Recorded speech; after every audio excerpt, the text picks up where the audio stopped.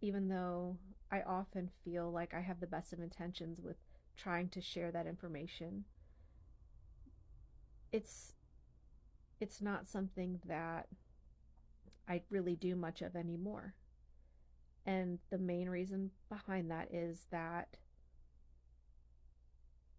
it's counterproductive for me to put an effort and time into sharing what I've learned and studied with someone who is fixated in their belief structure to such an extent that they're not open to receiving new information because they sincerely believe, for whatever reason, that they are correct, that they couldn't possibly be wrong.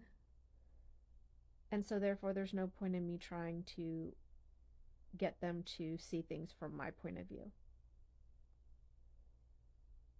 I feel like that is one thing that I don't struggle with quite as much as other people do. I think sometimes I try to understand other people's perspective to a fault, to an extent to where it actually has a negative impact on me.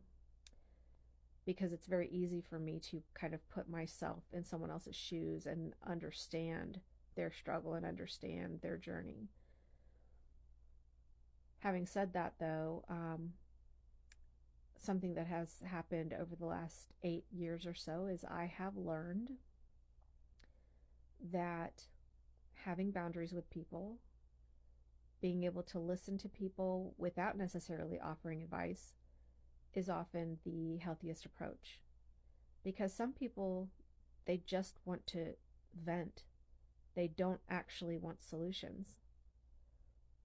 So even though you might have a great solution, you really have to discern in those circumstances if it is best to just listen, just to be, a sounding board for someone without feeling the need to give advice, without the need to insert your opinion about the situation,